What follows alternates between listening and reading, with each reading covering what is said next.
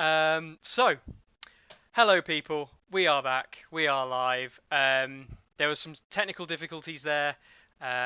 We will be with you, we'll get everything sorted. Um, I mainly blame Carlo, as we already know. He is mainly the problem, hence the reason he gets an onion for a face today. Um, but we are here, we're live, we are back. Let's hide Carlo's beautiful, beautiful, beautiful face. No, there we go. How are we doing, Carlo? Good, busy. Yeah, yeah. Yeah, I mean, I just turned up, so hello everybody. Cool. Um, yeah, let's get on with some good stuff. If we've already missed that first 10 minutes, let's get on with it. Cool. Goose Slug, I hope it's not an echo. I hope it's just that you've run it twice in the background and that you're an idiot, Goose. I hope. Right.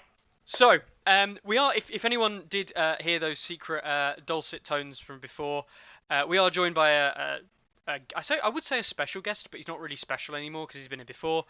It's Death 1942, as you can see there, the bottom of the screen, all the way from Australia. How you doing, Death? All right. G'day, everyone.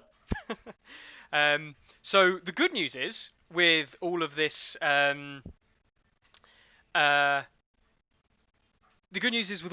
like British time zone thing that we had some issues with earlier when we were trying to share the link out, is that for now the Australians, it's 7 o'clock here, and for Death over where he is in Australia, it's 6 o'clock in the morning, right? So Yep, 6 o'clock just before work. yeah, this is like perfect. We can catch you before ideal. work. Absolutely manageable. I mean, I'd get up at 6 a.m. for this show. Definitely. It's because he loves us. And yes, Bruce, you are an idiot. All right, so we'll get cracking. We've got quite a few things to cover today, so we're going to whip through things quickly. The first one, and we are going to talk about it positively. Then we're going to come on to something that's a little bit kind of like, I think, relevant, and it's part of the news, if you will, of the online scene right now. And we'll cover that in a second. But first of all, the World Cup. Yeah, Carlo, the World Cup events, they're all up. So you can see here, I'm going to really meme on people because I entered completely memeing here. But all the events are up. You can see I'm signed up to the EU West Coast. EU West. I was going to say EU West Coast. That doesn't make any sense. EU West regional area for myself. But there are loads of other events from all around, dotted around the world. Carlo, do you want to just quickly remind us which ones we've got? 5 events: Australia, Asia. There's an EU East, EU West. There is a East Coast North America, and then there's a Central and West North America. At the moment, there is almost 0 entries into West Coast America or Eastern Europe. Even though, there's definitely, the Germans consider themselves West Coast or West Europe, it seems. Mm-hmm. I don't know whether or not they are. They're central, basically. They're central, so yeah. They choose which way they go. Most of the Germans seem to be putting themselves over on the east. In the west.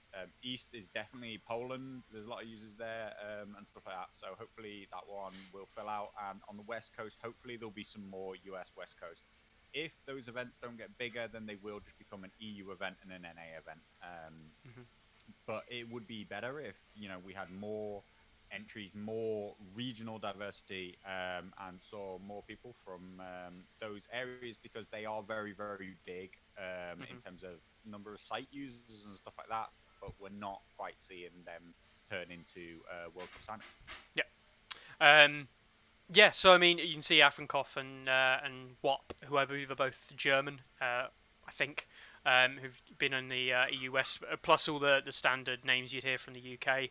Myself, Chris Eustace, Open City, Gregors, who's is a regular on the NRG streams, and a lot of the other stuff we do. Just a quick moment. Hello on people in chat. Hi, Charles Tram. It's good to see you back again. You've been here before. Hi, Hux is obviously around. Lissa Dello Russo, which is by the way, an awesome name. We will be talking a little bit about dragons if you want. And Bloodraven as well, obviously. Spent a lot of time with Bloodraven the other night commentating on a game that went far too long.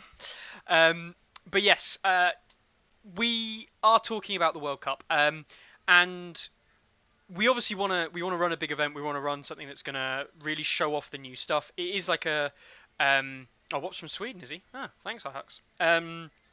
We want to show an event that shows off all the new Q4 stuff, and that is the purpose of the event, is to show off these new things. Death, what's your opinion on like all this new stuff that's coming out? What's your opinion on a tournament that shows off all this stuff? I think you definitely need a tournament to filter out some of the silly lists that people run. Like you actually want to drill down to what is actually good and what's not. And I think the tournament's the best possible, um, I guess, setup for that. In multiple games against different factions, you can really like drill down those lists a bit. I'm pretty excited for the quarter four stuff. I am a bit concerned about certain units and how they might pan out balance wise, but I think it's mostly positive. Hmm. Yeah, that's fair enough. Obviously, Carlo, we know your opinion on the whole matter. So yeah, Do well, we? you're all for it. You want it, right? You're the one who set the event up. You clearly want to run the event. Yeah, I am. Yeah, I look forward to change. Even if I don't think that the end result will be more balanced. I always look forward to new things to test out. Yeah. So I really like us to want to test it out and find out in reality rather than, I hate anecdotal evidence. That's what the whole site's about. I hate this. Oh, I played it this one time. I played Baratheons against dragons. Dragons are overpowered. It's like, well, all right, okay, you played your Rose Knight list into dragons. Of course, it doesn't win. Run a tournament, run a big event. That's the way I see it. Have many people bring their minds together, and I think that's absolutely right. Like it needs tournaments are about just like setting people's mindset into the correct competitive format. Players don't have to be win at all costs. They don't have to be thinking they're going to win the event. They just want to participate and play and stuff like that. But it just puts people into the 2-list format, fixed game modes, gives it all a structure, and then we can see how good stuff is, and like that's how you actually determine whether or not things are good. And I think that we'll find a lot of stuff out, and I think that it will all be a lot more balanced than you think it's going to be, or maybe even more to the point, just it won't change things as much as you might be scared it's about to change things. Yeah, no, I think that's very relevant. But it does link into a nice kind of topic that I did want to segue into, which is kind of like it's not really about the World Cup at all. It's about tournaments, right? And something that has been spread about a little bit. We know from experience, Carlo, from one of our own teammates who's mentioned this a couple of times. But Def, mentioned it to me as something he mentioned and like wanted to recognise, which is tournament fatigue. Yeah. We are very aware here that the World Cup is falling at it's at a very good time, but it's also at a very awkward time. It's the end of the TSL, the end of this week, right? The end of this week sees the end of the TSL, and the World Cup essentially starts 7th of November, which is like the week after, basically. So you have a week's hiatus. Now, roughly 2. By the time you played the game, had a week, had another week, we get set up, we get started. Yeah, it's about a 2-week gap. So it's and these are regionals, so you can expect your time zone differences to maybe, at most you're talking maybe an hour or 2 out, probably. Just as a little anecdote, but aside, like, we're playing against the Ravens this week, aren't we, Carlo? And they're only an hour ahead of us in France. Me and Bloodraven last night, not Bloodraven, sorry, Bob Bernard, were able to schedule our game yesterday night when the matches came out, and we could schedule it for like a completely reasonable time of like 8 o'clock in the evening, which is like prime time for both of us. So I mean, it's Yeah. That's what the intent of the different regionals was. The whole point of making it a regional event rather than just like a giant Swiss draw event is that lots of people, particularly I feel interestingly, I feel West Coast US and Australia have both been saying multiple times that they've had difficulties with their scheduling, but slightly with each other, but actually also both of those have difficulty scheduling their games against Europe. You know that, and that's just a reality of the fact that there is like a 10-hour time difference there, and that's awkward. And people have been saying that they're struggling to play in TTS tournaments where they feel like they're the minority in amongst a majority which then expect them to like cater to like the majority of Europeans are in the event, and the Europeans just say, well, there's only a few of you need to like come and work around our time zone kind of thing. And so, you know, I thought that people were asking for that kind of stuff, so that's what I tried to cater for.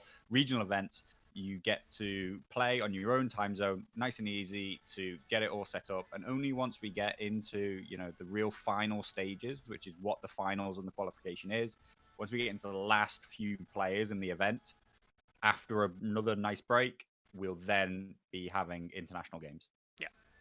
You must be pretty happy about that yourself, Death. You know. Yeah.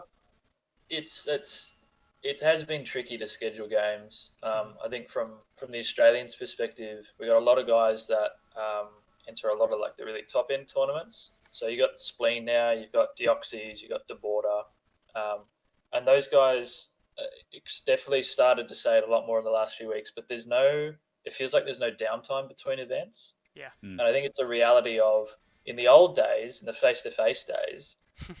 If you went to a tournament, you're dedicating one day to smash out 3 to 5 games. Sometimes you go to a 2-day event, but that's all you had to do was prepare maybe a week beforehand, and then bang, the tournament's done. And then maybe it's a week or two before you get another tournament. In the TTS kind of setup, each tournament goes for 3 to 5 weeks or more, depending on which tournament it is. Yeah. And you're looking at no downtime between them, right? And I'm finding it's very difficult as an Australian to line up games anyway. To try and line up more than 2 a week is like almost impossible, depending on people's schedules. Yeah. It is interesting. Lark's popping into the chat there, saying that tournament fatigue definitely is real in the German competitive scene, unfortunately. And yeah, and I think Bloodraven's comment there sums it up. TSL's too long. I've actually had my TSL merch for a short time. It's the first time I've worn it on stream. So there's your TSL jumper there. Obviously, promoting the local stuff near us. The guys who do the NRG stuff did the same stuff for Georgia over at 3 Sales. So definitely check out all of the NRG merch and all of the 3 Sales merch. You know, it's all great stuff. But yeah, the TSL was ended up being too long. Being 10 weeks. I agree. It needn't be as long as it was. Now, I really appreciated the break. I think that it should be 6 teams. I think it should be 6 teams, 5 weeks. That's what I would have put it at. You know, like that's what I would split the league out into now. But it's very, you know, George made the decision back then. He like stated where the qualification spots are and stuff like that. People are playing to certain things, and 9 people expect to be in the top league. But really, I think it should be not League 1, 2. It should be League 1, 2, 3, 6 teams in each, not 9 teams in each. But you know, like, yeah, I think I have to agree. As soon as you've had to put in a mid-season 1 week break, like that's a really, really long period of time. Yeah, it is. And the tournament fatigue is real. I'll be super honest with you. Like last week we had a relatively important matchup against the Germans. This week we've had the Lightning Lords, and now we've got the Roosters. I'm not gonna lie, I almost feel I just want to get the game done. And our teammates, you know, Stannis and Van have actually just straight up said that they just want to get the games done. Like, it matters more to get the games finished than it does to actually play the games, if you know what I mean. So yeah, it's a bit of a shame because I think the event has been good, and I think the games and all the different people that we've met and I've played against, has been great. You know, I'm not going to say that it's anything to do with the players. It's not. It's just That people are still playing it after 9 weeks talks about the strength of the event and the strength of the fact that the team format keeps players involved and keeps them together. And like I had more dropouts of the NRG event after just a 5-week period. I set a 5-round event, and I had more dropouts in rounds 4 and 5 than the TSL has after 9 rounds. But that said, the players are just, they're just finishing it off. Like, they're not. I don't think people are looking forward to their games and stuff like that in the same way they were at the start. Because people know it's the issue with all these things. People know that they're not playing for as much as they used to be playing for. Like, they don't have. They're very limited in what they can achieve from now on. I mean, this is a comment. I mean, League B has been a bit more, I guess, one-sided than League A has. But I know that we're feeling like the only reason we're playing our games and the only thing we're really looking to do is to make sure we can beat, end top, beat the water dancers. That would be nice. And we only have to win 2 games to be on a drawing level with them to achieve that. And now and even then, if we win 2 games, we'd actually top them anyway, because we'd end up with 28 wins to their 27. So we'd still win the league if we win 2 games. Now, I'm not trying to say that this is like pointless or anything like that, but like it's a foregone conclusion. Us and the East Rosy Water Dancers quite literally cannot fail to qualify. We've done all the work we need to do. Yeah. This last game is just the last game for us. It doesn't really mean anything to win the league, except bragging rights, really. Interestingly, the fourth spot in just the last week has because flipped, yeah. I forget who it was. Was it Steadfast took against Go Big or Go Home? Yeah, Steadfast overtook Bremen. I believe they did it by having a big 3-1 win over Go Big or Go Home, which actually opens up spot 4. Like, it's all in play. We see 16, 15, 14, 13 separating 3rd to 6th. That means that suddenly becomes an interesting set of matches again. Those players are suddenly invested again, and they're invested, hopefully, I assume they're invested because those games matter once again. Yeah, exactly. As the tournament goes on and on and on, the number of people who feel invested in their next game gets smaller and smaller. The people people in mid-table, generally, they're not super invested in coming 10th or 12th. It doesn't matter to them. If you're not playing for first, then people don't care that much. If you're not playing for qualification, in this case, in TSL, that 4th spot, people don't care that much. Yeah. Now, interestingly, if we look at it from the flip side, we look over to A. A has actually opened up massively. Like, there are 4 teams in contention at the top, with a 5th team that's very close. But actually, this again has the same kind of problem, where because the 5th team in A is so far ahead of where the 5th team in B would be, it means that the top 5 in Team A are going to qualify, and at this rate, the Brulor Faithful could take a spot off the Brotherhood Without Banners, realistically, or even the Three-Eyed Roosters, perhaps, but it's unlikely because of the win rates. So, it's going into this last week, again, the top 4 teams are playing for bragging rights. They're not really playing for position at all. And that is kind of a weird thing. There's a lot to play for at the top in terms of who wins. It's open to be honest, within 4 to 5 teams could still win that league. But ultimately, winning the league isn't that important. So we'll see how that plays out. And I think, but coming back to what we kind of make the discussion we're trying to have, it's fatigue is setting in. And I think the knock-on effect of this, which is where the World Cup is hoping to step in, is the meta is stale. And the meta being stale is the big issue. Like, it's... There are two issues that we have. They are 2 separate issues which are both working in harmony with each other, or against. events in general against TTS, against people's desire to play games week in week out on TTS. One is if you believe that that the games are uninteresting themselves because the meta is stale. That's one thing. And then there's the tournament fatigue itself, which is ever so slightly related to you thinking that the meta is stale, but really is just a pure fact that there's only so much you can play, there's only so much you can be invested, or for such a long period of time. As Death was saying, it's very different playing physically in person. You probably have this 1 week period where you get ready for a tournament, and then you play over a weekend. You play a lot of games, and then you won't see another tournament for 3-4 weeks. That means that you have like a big period where you maybe don't even think about the game. You play completely casually at your local club, stuff like that. But um, in reality, over those 5 week period, you would play the same number of games in both, Hmm. except that on TTS you're playing relentlessly, and also people take TTS very seriously, and these are competitive events. I think that that's actually the difference, is that every single game they invest so much more in it because they have a whole week to prepare for each game. So each game they think about their matchup, they do all these things, they spend time practice, they run practice games, Yeah. they practice different matchups, they talk about them with their team. All these things happen, and so every game is an event.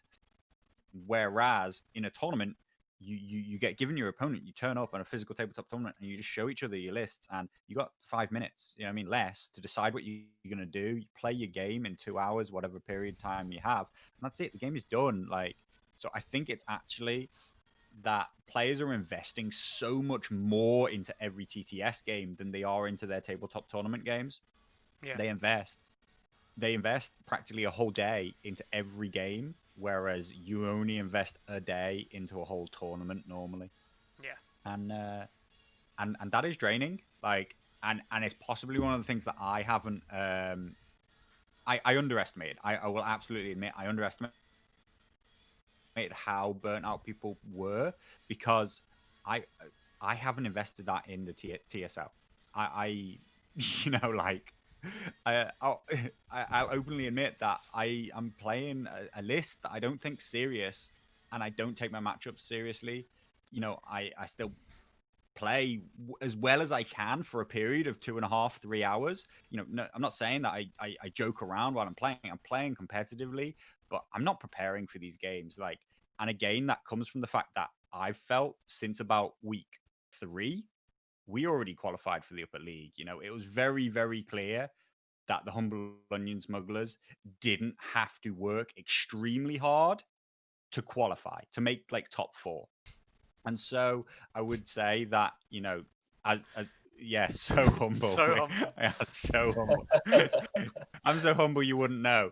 No, but you know what I mean? Like, to me, I just enjoyed the games. I was just like, right, I just play another game, enjoy it, bang. Oh, si senor. Si, senor. But to me, it was just an interesting list, which I'm trying out and being a bit different. And I've never put a huge amount of investment into this Night's Watch list that I play.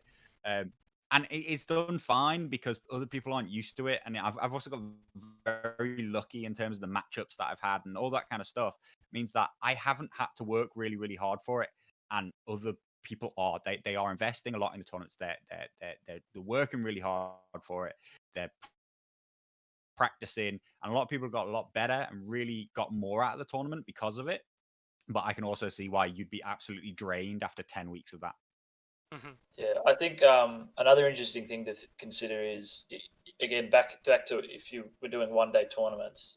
I know something that I used to love doing was writing lists leading up to a tournament, being like, what am I going to run? Is this going to work? And then blocking the list in, going to the event, and then realizing, oh, I've made a critical error. These lists aren't going to work. Too bad. I'm going to have to play my games. But then immediately after the tournament, I'm like, okay, let's change the list and move on. I think Yeah, as soon as you go, hey, you're going to have to run these same lists for 5 weeks, yeah, even if you wrote good lists, you're probably going to get bored after a couple of weeks, right? Yeah. There's just no opportunities to really swap that around. yeah. I fully agree that that is what causes the drop off in these TTS events. You know, people. It's not that people like don't want to lose after they've lost a couple of games. They're like they really don't want to lose anymore. It's that they don't want to play with the lists that they're now locked into. They don't want to keep playing with this thing which they've now seen massive flaws in. So I'm absolutely aware of all these issues. Maybe underestimated a few of them, which is why the World Cup isn't being quite as big and well received as I hope it would be. I The real question is how do we fix it? Like, do you know what I mean? Like, Mhm. I would say, to me, you can say, okay, we just need like bigger breaks between these tournaments or something like that, and that's obviously that's an easy answer. But TSL 2, second season of TSL, already organized for January. I put out the World Cup to fit like as best as possible around the fact that that already existed. If I don't want to put a tournament now, if it doesn't start right now, then I don't have an opportunity to run a tournament until something like 6 months down the line, because it'll be December, January. The TSL will run for 2 months plus. It'll practically run for 3 months. It will be 6 months from now before I get to run an event. And I wanted to run an event which celebrates the Q4 releases. Mhm. And then even when I launch this big tournament and people are like, oh, there's too many tournaments going on, we're not that interested in this tournament.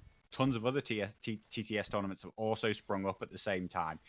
Like at the moment, it feels like if you leave a gap, someone will fill it. So it's hard. I think in the future we need more integration of the people running the TTS events and kind of creating a structure around which everybody can get on board with. Yeah. I definitely agree. I think we'll park that there for now, but I definitely agree that these are all things that we need to be looking at. The next thing we wanted to mention was an upcoming tournament. You can see I've got it on screen for us here. The French TTS Masters. We spoke with Bob Bernard after a long discussion with, actually, was it Exodius on the NRG Discord, who, without calling him out on this, he thinks Starks aren't very good. Well, anyway, the French TTS Masters is actually being played on the site now as well, and we can see 12 signups. I believe there's 16 players in total. I believe. Yeah, Is that I right? believe it's 8 their best 8 tabletop players and their best 8 TTS players coming together. I Mhm. assume to play on TTS. I think it might be a mix, like a TTS or tabletop as well. I Okay. don't know. So we'll obviously keep an eye on that. There's some names if you're evening Sunday. Chris Tran in the house. There's some names on there that we recognise, like Bob Bernard, Le Sultan, Solitfa. These are names I've seen. Shablu, Decipher, played against him. Tonio Scorpio, Viking Tony, Micro Magiques. These are all people who've been in TTS tournaments before, have performed, have done well. So yes, we'll see how that one goes. We'll see how that one plays out. But on to actually the main reason that Death is even here. It's not because he just likes us, because I mean you do like us, right, Death? Yeah, sure. Okay, don't sound too enthusiastic. Overwhelming confidence there on that response. We had some events and we have Because he talked loves about 6 them. a.m. Why wouldn't he? Interestingly enough, it's 1938 right now, so I just have to give it about 4 minutes of introducing him, and then it's perfect time, right? No. So, where are we? I can't find them. Activation experiment. Here we go. You took part. You weren't actually running the events, were you? I believe, Death. You were just taking part in them. Yeah, I think some of us kind of contributed to the ideas of them, and then two of the local guys, I guess, each took a different view on which tournament to run, and then just ran it. Mm-hmm. So, Yeah. we had two events. We'll start with this one, the activation experiment. Now, I know you've got some notes on what you found. So the activation experiment, just a quick recap. Every list had to have a minimum of 6 activations and a maximum of 7. This was trying to get over the problem, if you will, that we see. It's not really a problem, but the meta that we see of this large activation lists being strong. And anything that gives extra possible actions. So things like bears, that's not considered extra activations. Tyrion is not considered, and Unsullied Officers in particular are not considered as activations, which makes them stronger by definition. And the only caveat for that was free folk could go up to 8. And that was the only real difference, just to allow them to have that extra 1, which is kind of like the core mechanic of how the faction works. And it was a European, it was basically an Australian event. They did welcome European players, but I don't believe that you had any in the end. Oh no, no, you had Yusuf Afflenkopf. looks like one. Yeah, there's actually two Germans, I think. 3 Germans: Decay, Afflenkopf, and Skunk, and even Chris Eustace, and a guy from Britain. Oh, cool. So actually, there was quite a few externals Do as your well. homework, Mickey. I know. I should have looked, shouldn't I? Anyway, Death, you played in the tournament. You came 4th. We can just see there with Tywin and Gregor. Interesting choice. What were your feelings on the tournament? How do you think it went? Yeah, I would say this is probably one of the easiest tournaments I've ever played in terms of as soon as you take out, oh, my opponent might have 10 activations and I've only got 7 or 8, it just eliminates a lot of stress from the game. Mm-hmm. And straight off the bat, knowing that you're even, you can kind of sit there and go, okay, I need to try and work out how I'm going to pick off a unit or two to get ahead. Whereas sometimes when I'm playing maybe a Stark or a Free Folk player without the cap, it's kind of like, okay, I'm going to need to knock down 2, maybe even 3 activations before I'm even with them, and then the rest of the game's a bit of a struggle. So this tournament was I found it quite enjoyable. In terms of notes, though, I think everyone kind of felt that this was too harsh of a rule. I think a cap is not really the answer. It did produce some interesting lists. So I know you alluded to I ran Tywin and Gregor. I love Tywin. I don't think he's very good, but I love running him. That's fair. And I ran Gregor because he was another commander that wasn't doing too well. And I wanted to see, could these lower end commanders compete in this kind of an environment? And I think Gregor. Personally, I think that Gregor is really brilliant in every way, except for the fact that you just can't fit in a list bigger than 7. That's his failing thing. Like every time I try to write a Gregor list, it's 7 activations, and that just doesn't seem to cut it at the moment. And so I absolutely agree with if you're at a limit of 7, suddenly Gregor looks brilliant. Like I like everything about him. Tywin, he's still a little bit. Ugh. I wish he was better, but I absolutely, I can, and I absolutely 100% can see why the games became more enjoyable at that level, and in so many ways, I feel like that's what Simon intended the game to be and wanted the game to be when they designed it, and they just haven't quite got the list building part right, the pricing right on some things, because it just ballooned out of their control, and there's a lot of things that they hadn't really seen coming. Yeah, and I think even if you look at the commanders that were run, there were some interesting ones that were run, and some of them did all right. You see a Targaryen player up there, and this is before dragons, right? So to see a Targaryen player in 2nd, like to me that's a good sign of I think the tournament, it was the wrong way to go about it, but I think the idea behind it was sound, and I think the results were better than what we were expecting coming into it. Well, no, that is absolutely brilliant. Yeah, I mean, the only issue I see, I already took a little look at these results as soon as the tournament ended. The only issue I see is as soon as I heard the idea, as soon as I heard that things were limited to whatever, I would have bet you a large amount of money that Tyrion would win. As soon as you limit activations, I say, well, Tyrion already is doing okay in this high activation meta because he has a different way of controlling activations. And I would have said, just if you limit everybody's activations, Tyrion just wins. And then, I went and had a look. Chris Eustace won the event with 3 crushing victories, and every single time he used Tyrion. So you just highlighted my game against him, and it was. I probably should have picked Tywin instead of Gregor, but probably the halfway point of the game, yeah, it was a foregone conclusion. Like Tyrion is just going to run away with this. So I picked Gregor because in my head, and this is I think the way to beat him even in normal play, you have to rush Tyrion because if you let him get to end game, he's just going to Mm, cycle those activations, cycle his cards, and then yeah, that's when he's at his strongest. yeah. And The later the unfortunately, game goes on, the yeah, stronger Tyrion becomes. yeah, So yeah, exactly. And absolute unfortunately, nightmare. when you cap both lists, Tyrion immediately starts with an advantage. And in that particular game, there was a gamble early on where I said, okay, if he doesn't have his cards, this is like turn two. If he doesn't have his cards yet, and I do this particular play where I think I was charging Gregor into something, if he doesn't have his cards, I'm fine. And if he does have his cards, that's game over. And it just so happened that he had all of the cards that he needed to immediately respond and smash my list. Hmm. Yeah, I think these obviously we talk about activation control, and obviously Tyrion just does it in a very different way than we see other people, and Mm. other lists. But it is still a form of it, and that is very important. Um, yeah. In, did does that Targaryen list does it run much until it offers? No.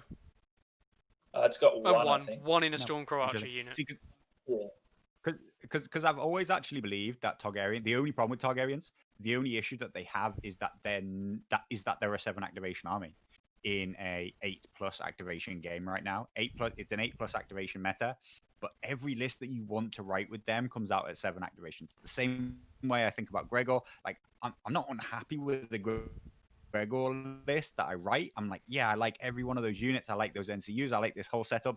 And then I'm like, but I'm 7 activations. So like right from the get go, I'm 1 to 2 activations down on nearly every other competitive list. We're not even talking about 10, 11 activation stocks and free folk here. We're talking about those other Night's Watch, Lannister, Baratheon lists, which are going to put 8 or even 9 on the field against me, and I'm already having to like remove things from the board.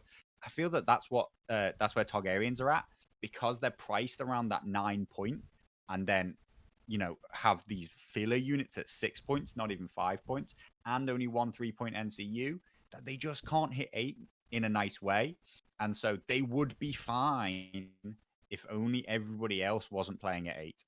Mhm. So I think we'll leave that one there because I think we've discussed that one for long enough. And there is of course another tournament we mention, which was the pass rule test. So a quick recap. Essentially, um, you can pass if you have less activations than your opponent. Is that right? yeah.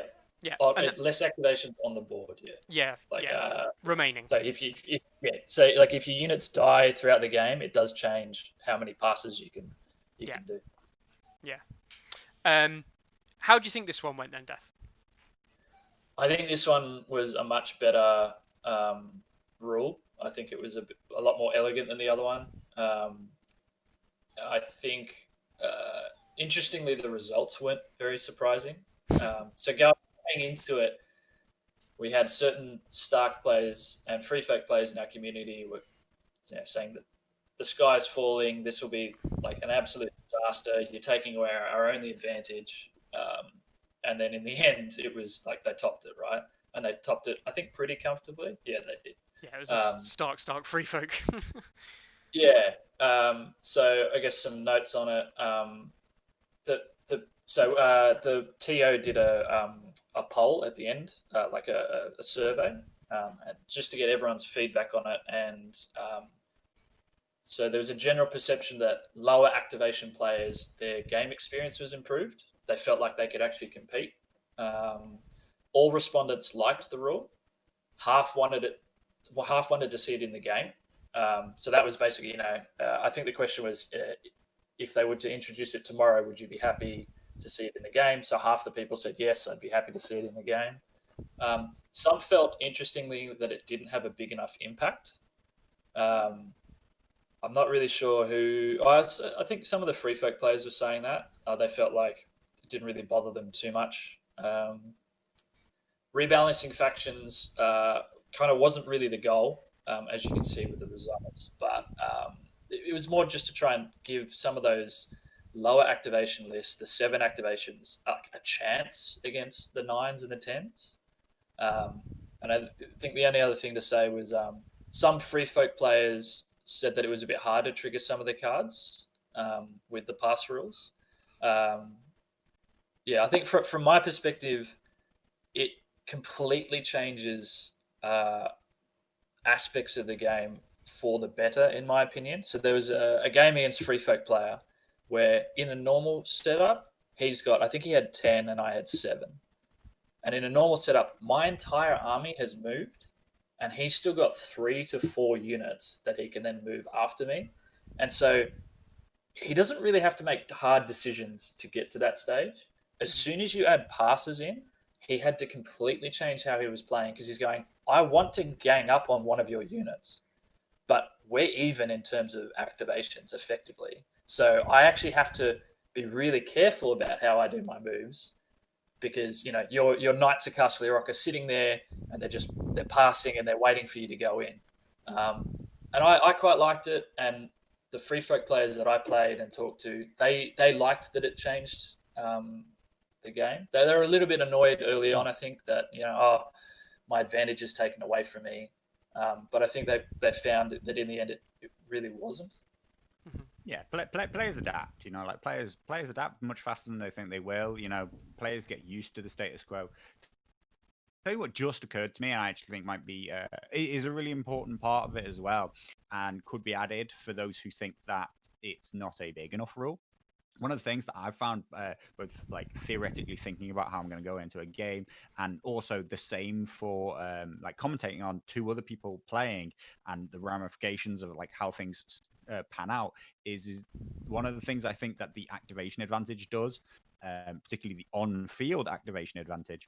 One of the things that it does, which most people underestimate, is also the deployment order. That I can deploy to 2 direwolves as my first 2 placements, and you might have had to basically deploy 3 of your combat units before I put down any one combat unit that I care about. And that means that I can dictate where the fight happens and on what terms. And actually, it just occurred to me that it might be really easy to also extend the pass into the deployment phase. And so if you're out activated, shall we call it, or out combat united in the deployment phase, you could also pass those deployments. Maybe, I'm just throwing that out there. If people think that it's still not even a big enough rule, I think that people probably understand that activation advantage is having an effect, an advantage into the game before we even take the first turn. Even in the deployment phase, I think it's a really, really big advantage to have. Yeah. I find that interesting because I play a lot of other games, and in a lot of other games, the guy that finishes deploying first actually gets the advantage. But it's game rules that are built around it. So in some games, you get +1 to the roll off of who gets to go first. I think in Age of Sigmar, it's the person who deploys first goes first, Mhm. or gets to choose the order first, which is huge. Mm. It's interesting that this is the only game that I've found where if you take 15 bloody units and your opponent only has 5, like you're at such a huge advantage because as you said, all of your really strong combat units go down last. Like that's obviously what you're going to do, Yeah, and and then you're not punished for it. they get to pick exactly what unit they want to be opposite. They get to match up the keywords in the way that they want. You get that sundering against the high armor. You get that vicious against the one that you need to do morale damage to. Yeah, okay, not all units like have all these really easy, great matchups that are in your preference. But even like things that aren't used that often, like Brienne or new Barristan, who have the knightly vow, they work when you have activation advantage because you get to place yourself after your opponent's unit's gone down and be like, that's the matchup I want. But they are terrible when you don't, because you have to put your unit down first and your opponent's like, well, I'll stick mine on the opposite side of the field, and you'll never get any advantage out of that. I'm not gonna So lie. yeah, I think I've always wondered why nightly vow you have to choose the unit before deployment. I've never understood why that is in the game. Personally, maybe it's just me. I just feel like it's I'd rather it was a tiny bit worse. Like, I don't know exactly how I'd make it worse. Maybe only +1 attack instead of +2 dice or something. Whatever. I'd make it a tiny bit worse and make it picked after at the start of the first turn or something like that. Because at the moment it's a very, very big strength as long as you can make that matchup happen. But most people don't have the ability to make that matchup happen because if you spent 2 points on Brienne, you don't have activation advantage. Yeah. Okay. So, interesting there. Lyssa also saying that what if the game dictated the number of activations per side, as in like you could still bring large activation lists, but you could maybe only activate 8 of them each round. That is interesting. That is something that other games do. I used to play, going back a long time, DBA, DBM, and you used to roll every turn for the number of actions you did. But in DBA specifically, which is a historical war game, if you will, you everyone had 12 units. It was simple as that. Every army is 12 units, and the units all have strengths and weaknesses. It's a stratego type thing, I guess. Everything's got a plus and a minus, and it's trying to get those matchups right. But then you would roll a dice. It's like, right, you've got 6 activations this turn. You can do whatever you want with 6 things. And then you roll a 1 the next turn and be like, right, well, you've only got 1 this time. And there are modifiers and things to make it more even. So you're typically getting from like 2 to 4 to make it not ridiculously polar. But yeah, having that as a system does work. I would be interesting to see that work in A Song of Ice and Fire. Okay, brilliant. Well, thanks a lot for that, Death. It's interesting to hear your opinions. It's interesting to hear the opinions of the players as well, which is always great. Obviously, we love to see players on Tournament Ground talking about their experiences, talking about their feelings and things about, because we look at it from very much a non-anecdotal perspective. We look at it from what do the numbers say, where do things lie, but it's interesting to see what the players actually feel, because it's things like burnout and stuff. Yeah. Can I ask a question then, Death? To you as somebody who was involved in like the whole idea and the different groups and played in both, do you feel that activation advantage, the way it's working and all those things are an inherent issue in A Song of Ice and Fire, or do you think that they're an issue in the current game balance? Do you think that it's that certain factions are exploiting that they're undercosted, or do you think that it's just an inherent thing in the rules and will always be an issue? Difficult question. I like it. I think, I think in regards to, I guess, the pastoral tournament, as I spoke earlier, I think it makes the game far more interesting when the Stark player or the Free Folk player, so assuming both players are equally skilled, if the Stark player and the Free Folk player have that activation advantage, they can just plan out the turn and go, okay, you're gonna run out of activations at this point, which is when my 2 Tully Cavaliers are going to charge in, or my Cave Dwellers, or my Giant. Right? It's a solved problem within the game when there's no real tricks for the lower activation player to pull. Whether or not that's those factions balance points, maybe Starks are meant to be at that level. Obviously, Free Folks are meant to outnumber you, but I guess my question would be: is having more bodies on the table in regards to Free Folks, is that already an advantage, and they don't necessarily need the activations to get there? And I think with the pass mechanic, you could argue, especially with the results, that having those more bodies on the table is an advantage already. You don't need the activations on top of it. I would say you could balance it with points, as you've alluded to. You could properly point cost certain units, but then I think if you start to do that, you start to take away some of the other interesting lists that are floating around. Whereas if you go with the fundamental rules change of, hey, let's add pass mechanics, or let's put caps on activations, that kind of maintains the balance of units and I guess list possibilities, but then it kind of opens up a few other avenues. Definitely interesting. Yeah, I think that you I really like I like the phrase that it's a solved problem. That's what I feel that 1.5 balance changes in general have become. It's not that it wasn't an interesting problem to begin with, or that the game is completely unbalanced. It's not unplayably unbalanced. Matchups can go either way or whatever, but that people through the international coming together of lots of people who are really invested in the game, really taking a lot of time to think about it. They've already found out what's best in their area, and then they've found out what's best in other people's areas, and it's all come together. That collectively the community has basically solved the problem of 1.5.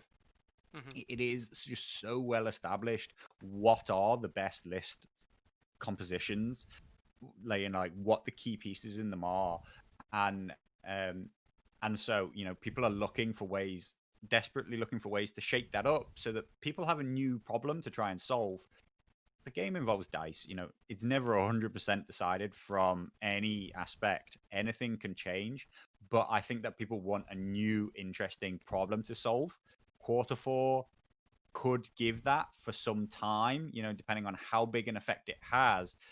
But maybe you're right that the inherent rule set itself might have an issue in that the rule set has already been solved, which is people have already decided that every list is stronger if it has more activations. And that's just like a solved problem, shall we say. No matter how strong your unit is, if you can put more of them on the board, it's better. I mean, Yeah, and I think the biggest shame on that point is how many 2 or 3 point activation attachments, sorry, 2 or 3 point attachments do you never see play, even though they're cool, right? Yeah. Like there's so many Yeah. out there that I've always wanted to run, and then immediately I'm like, well, that's half of a new unit that I could have on the field, Exactly. or That's it's the or it's real almost shame. MCU.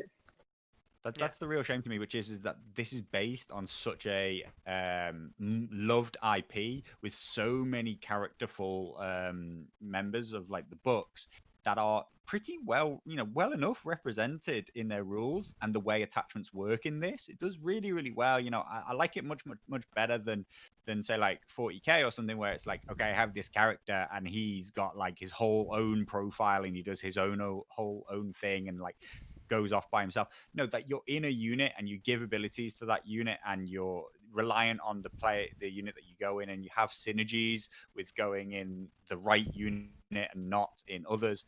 All of that leads itself to attachments are brilliant, except that it's just known that attachments don't do that well. They don't do enough for you for their cost of 2 or 3 points. The only attachments we see are the ones that cost 1 point and bring slightly too much for 1 point, or the Stark family because they brought with them their own unit. I mean, I just like to point out how in my opinion how sad it is in that the Stag Knight Noble, who is by all accounts one of the freaking coolest models in the entire Brathian army. I'm sorry, he just looks phenomenally awesome, and his ability is it's a good ability. Getting a free attack, well, not quite free. You have to be hit and you have to take 2 wounds. But in an armor that in an army that's stacked with really high armor units, the synergies with this particular piece are quite good with Rose Knights, with various other pieces. But it's just not worth taking. And that's just super sad, because I think when I first saw the Stag Knight Nobles, I think you were in the same boat, Carlo. You're like, oh, he's pretty cool, except that he just doesn't work. Yeah. And it's such a big shame, because I agree, and that's not even going into the realms of some of the 3-point characters. Let's just have a moment to lament. Where is he? Ramsay Snow, 3-point, or Vargo Hope. Doesn't Vargo attachment cost 3 points as well? Yeah, he does. Oh god. And all he does is give vicious, and when they fail a panic test, they become weakened. For 3 points, it's not him a good or a 3-point. unit of raiders. Yeah, exactly. Exactly. Now I know that Okay. cross-faction comparison, but it's just not. It's Yeah. just not there. I mean, the Ramsay 3-point you sometimes see, but even then, it's 3 points for cut them down and Theon. It's interesting, like in the 1.5.1 and 1.5 balance changes, the last time, last January when we saw the last lot of things get changed, we saw some big name characters, correct me if I'm wrong, like Roose Bolton, he came down from 3 points to 2 points. Like we saw a lot of things get reduced. Somehow this whole this whole meta was defined by the fact that they somehow decided Brandon Hodor should go from 3 to 2 and Rickon should go from 2 to 1. But that's a separate thing. That was actually, they were kind of rebalancing the way direwolves work. They gave them the VP. They were aware that some characters weren't being played at 3 points and they brought them down to 2 points. They came down to 2 points, 33% slashed off their cost. Still nobody uses them. That tells you how expensive they were at 3. You could practically bring almost every 3-point attachment in the game down to 2 points, and I still think almost nobody would use them. But anyway, we'll stop that discussion now. We've ended up in that list building thing. We've still got a couple more things to mention, and I do want to cover them. And something that we should cover, because it is the tournament ground and it is news related, so we'll cover that in a minute. We've covered all the main ones. So obviously the World Cup, we talked about the Masters event. Actually, no, we haven't. We mentioned it, but we haven't talked about the big one, the big old Masters event. So the TTS Masters event is coming to an end this week. We are down to 2 players. I'll say 4. We're down to 4, technically 2. They actually have 2. They have 3 weeks if they want. Yeah. So Spleen versus Larks. We've got Germany versus Australia, Europe versus Oceania, I guess you'd call it. We are looking at... Because you've already said Australia. Yeah, I know, right? Well, he's Australian, so... It's 2 Starks. It's going to be a Stark mirror, and it's going to be not just 1, but 3 games for them to play through. We will see how it goes. I won't talk about the expectation, really, because we could talk a long time about the expectation. But Bazu and Open City are going to be playing a game for 3rd place. So we'll see if we can get that streamed or perhaps even recorded, just so you guys can see who... That's already organised for Wednesday. It is actually, isn't it? Yeah. The Bazu game's 7 o'clock Wednesday GMT. Wednesday. So this time on Wednesday is Daryl and the NRGs. Yeah, Northern Realms are going to be streaming that one out. So that'll be good to see who takes 3rd place. But yeah, Larks versus Spleen, Stark. Just a quick one. Death, who do you think is going to win, and who do you want to win? I honestly think Spleen will for both. Obviously, I got to back up my local boy, my man. But I think so. He actually only picked up the game, I want to say 3 months ago. But he's been a very competitive player at other games, and I think he's just got such a good brain for this kind of high level tournament play. I think he can pull it off. Yeah, Carlo, same questions to you. I think I would like Larks to win. I've got to back him both in terms of like his ranking is really, really high. He plays a lot of games, and he really, he's invested a lot in the site, and the site's invested a lot in him, shall we say. He submits a lot of games to the site, and he really does, like just submitting games really helps the site. I think that's a lot of people overlook that, like, if you just submitted your games, it would help. And he's Europe.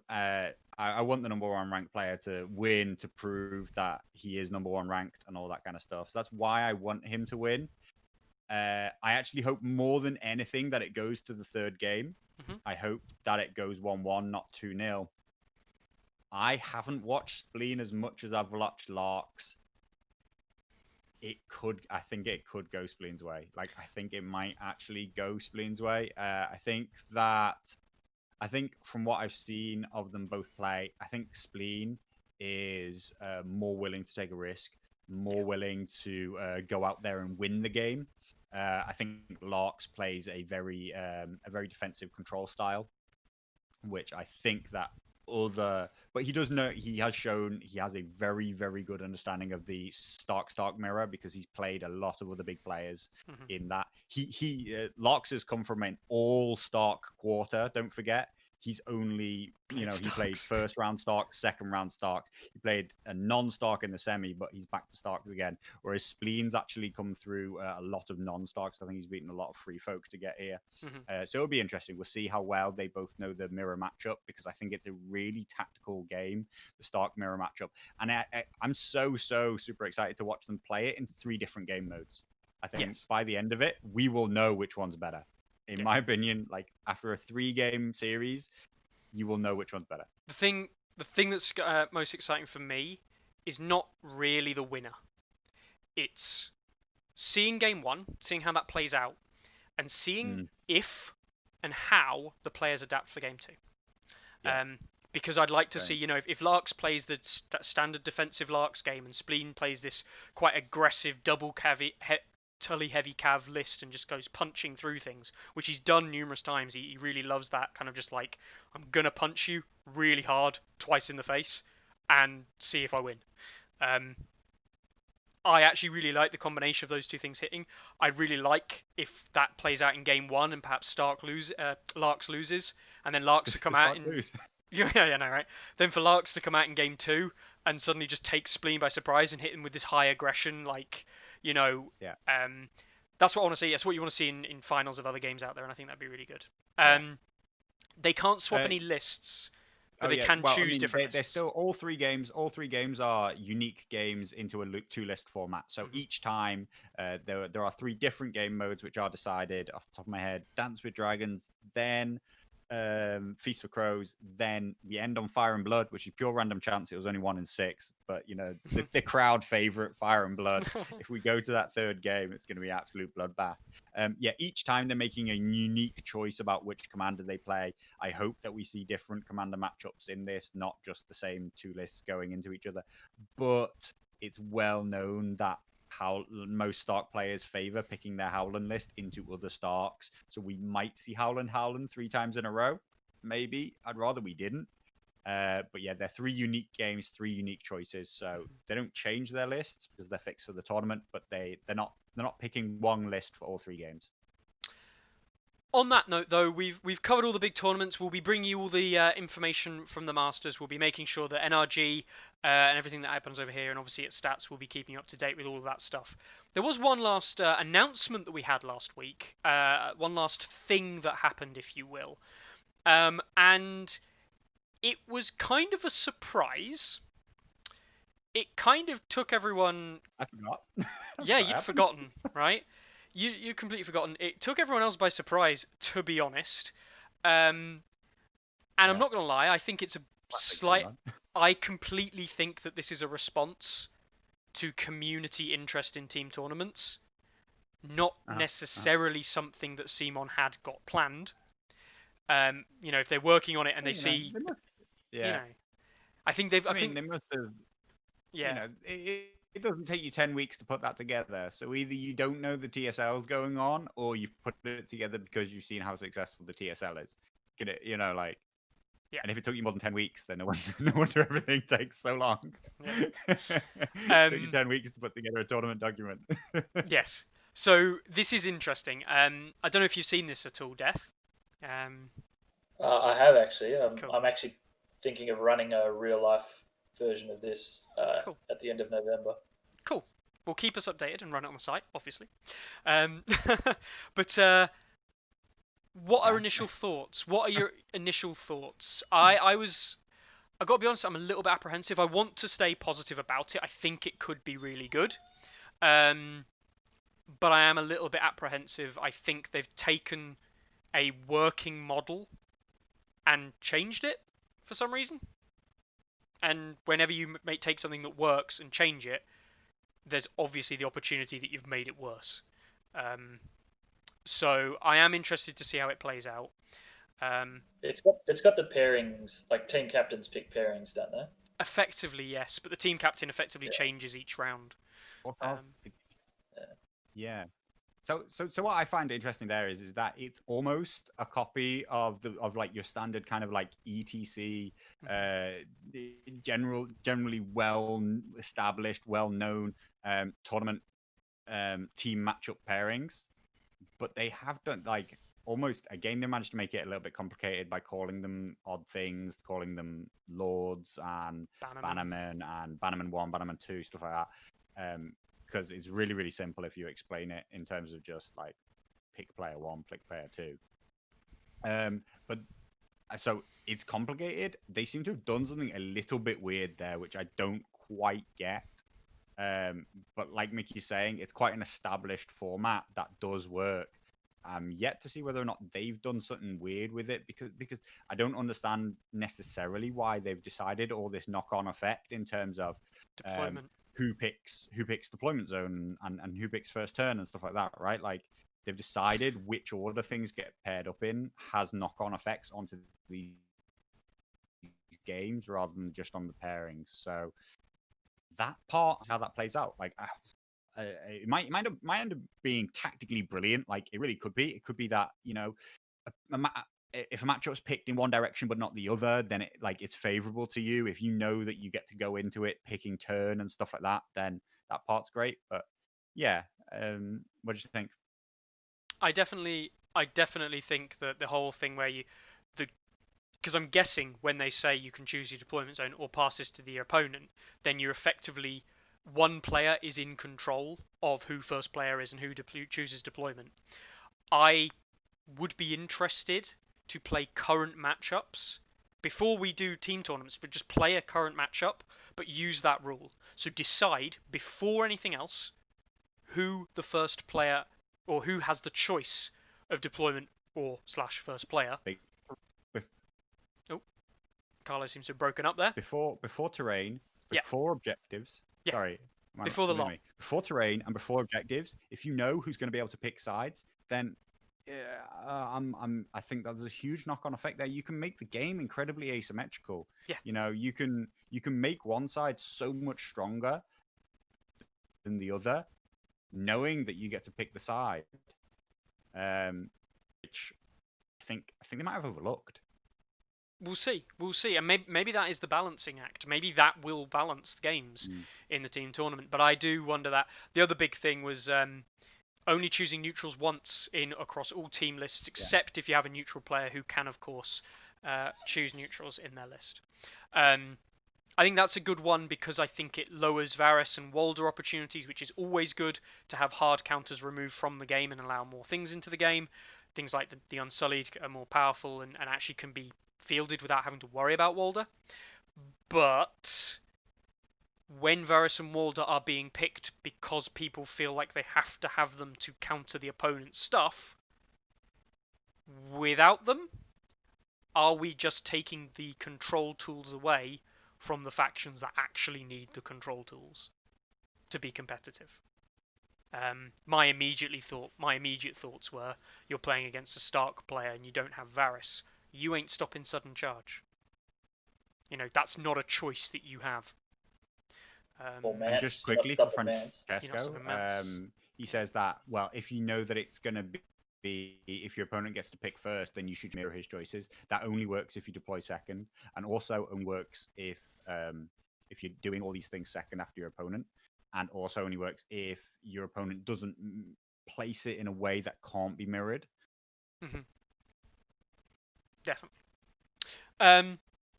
So yeah, I think there's a lot of stuff there, and I think that's going to be super interesting. But yes, obviously have a read through the tournament doc, guys. It is an official one. It may be being used in tournaments near you, e.g. Australia with Death. That way, actually, compared to me. Near you. If you got up at 7 a.m. to watch this. So yeah, I mean, it is definitely interesting. I definitely would recommend having a look through it. We will reserve judgment on it right now, obviously. We're doing just initial thoughts. We will reserve final judgment till we've seen it played out. Part. I like the neutral part, I think.